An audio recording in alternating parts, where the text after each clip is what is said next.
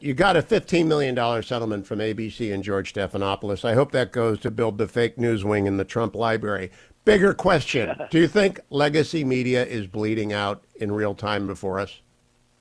I do. I think they're disrespected. I think they're not taken so seriously. Look at me. They were totally opposed to me for 4 years, but many years before that. But let's say from the time I started campaigning, 3 years ago, 3.5 years ago, because I sort of started maybe when I got out.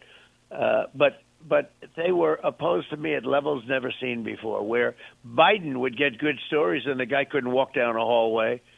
And I did something great and I try and make it as bad as possible.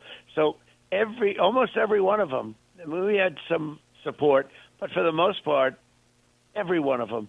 And I won. Hugh Hewitt is on the list of pundits and corporate media figures that have decided to ignore what they know about Donald Trump and bend the knee to him since the beginning of his second run at the White House. I was opposed at levels never seen before, and I won in a landslide. Well, what does that tell you about the media? That they're out of touch. I think they're bleeding out. I don't think they're going to last your term because I hope you don't deal with them too much. But obviously, well, I hope we do. I hope they do last. I hope they turn around. All we want is a fair. I think it's important to have a fair media. Actually, I don't want them to. When you say bleeding out, that's a tough expression, but that's only you could do that. But the fact is that I want them to do well, but I want them to be fair. They're very unfair. And only somebody like me would know because I know the facts. Mr. President, they can't reform themselves. They're full of left-wing Trump haters. How are they going to change? Yeah. Well, they go out of business and then they come back in a different form. Is probably the way. Well, that's our New Year wish. Congratulations again. Biggest comeback in American political history. I am so pleased by that. Looking forward to it. Good luck in this amazing 4 years ahead and in having a Trump boom 2.0. Now, don't forget, y'all, Hugh Hewitt has been tamed. He's been whipped into submission by Trump when he wasn't even crossing him. He's so loyal and subservient, he even startled the incoming president by suggesting that the media will bleed out and no longer exist because of his authoritarian demands. This was one of the last times he dared to challenge him back in 2015 by asking him a question. Are you familiar with General Soleimani? Yes. Go ahead. Give me a little. Go ahead. Tell me. He runs the Quds forces. Yes. Okay. Right. Do you expect his behavior? The Kurds, by the way, have been horribly mistreated by us. No, not the Kurds. The Quds forces, the Iranian Revolutionary Guards Quds forces, the bad guys. Right. Do you expect his behavior to change as a result? Kurds. No, I don't believe in gotcha questions. I'm not trying to, quiz you on who the worst guy in the world is. Well, that is a gotcha question, though. I mean, when you're asking me about who is running this, that is not. I will be so good at the military, your head will spin. But obviously, I'm not meeting these people. The difference between Hezbollah and Hamas does not matter to you yet, but it will. It will when it's appropriate. It was the gotcha question that rattled the Republican primary that year and put Hugh Hewitt in Trump's crosshairs for daring to suggest that he knows something before declaring he can do anything about it. Mr. Trump, I want to ask you a question about foreign policy. This is David Ignatius. Yes. Not about the Quds Force, but about the Iran deal. You're the only candidate in the field that I know of who has actually been forthright in saying that you would basically work with the Iran deal. It sounds like you're prepared to accept this deal if it goes through and work to implement it rather than trying to undo it. Have I got that right? Well, you do have it right. And by the way, when you say Quds versus Kurds, I thought he said Kurds as third-rate radio announcer that I did a show. It was like, got you.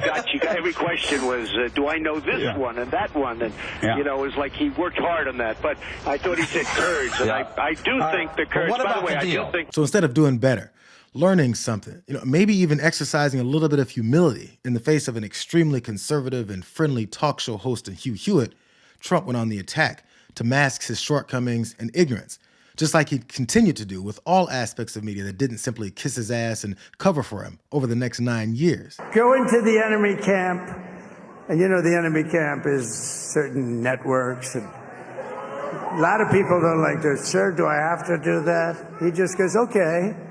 Which one? CNN, MSDNC? Actually, they take a perfect, brilliant, beautiful statement that I make.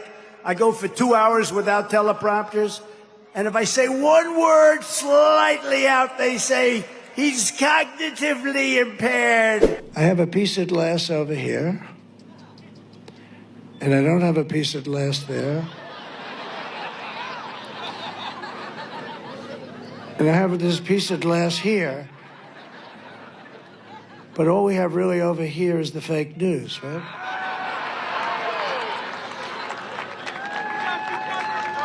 And to get me, somebody would have to shoot through the fake news.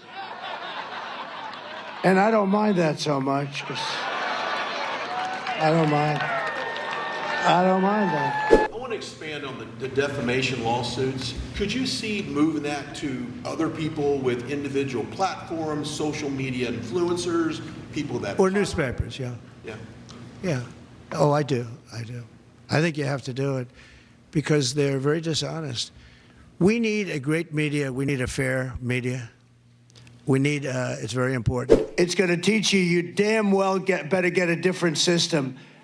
And these bloodsuckers up there, they do nothing about it. You're the #1 person on all of Google for stories. I mean, which probably makes sense, to be honest with you. I actually believe most of them are bad stories, but these are minor details, right? And it's only bad because of the fake news, because the news is really fake. That's the one we really have to straighten. We have to straighten out our press because we have a corrupt press. That's the one we really have to. We all watched him systematically lie and degrade any organization that revealed truths about him at every turn, with help from growing support from friendly outlets, one that cost him $787 million for their adoption of his lies.